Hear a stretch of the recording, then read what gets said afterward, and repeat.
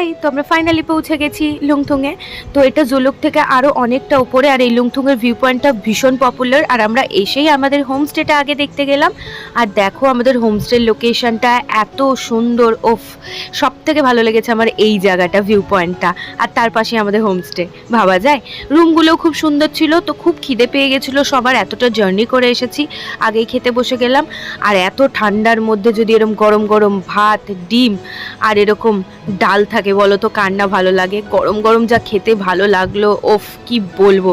আর আমি বসে বসে শুধু পাঁপড় ভাজা খাচ্ছিলাম। তারপরে এত ঠান্ডা পড়েছে, আমি গিয়ে চেঞ্জ করে আসলাম, টুপি টুপি পরে ভালোভাবে প্যাকড হয়ে চলে এসেছি। আর তার মধ্যে এখানে ছিল সায়ন্তন দাদের রুম। আর যেহেতু আজকে সায়ন্তন দার জন্মদিন, তো সেক্ষেত্রে সেটা আমাদের আজকে সেলিব্রেট করার সময়। তো আমি গিয়ে দেখি দিদি অলরেডি সব সাজানো গোছানো শুরু করে দিয়েছে। আর এদিকে ঋষি দেখি কি সুন্দর একটা কেক বানিয়েছে শান্তনদাকে দেবে বলে।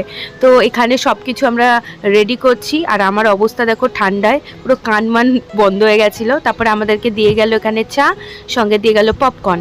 আর ফাইনালি আমরা সবাই রেডি হয়ে এবারে কেক কাটার জন্য বসে গেছি। তো দাদার কেক কাটলো এখানে। তারপর আমরা সবাই মিলে একটু মজা করলাম, রাতের খাবার খেলাম। রাতে চিকেন ভাত ছিল। আর আমি এত রাতেও বাইরের ভিউ দেখতে এসেছিলাম, ভাবো। দেখাচ্ছে নেক্সট।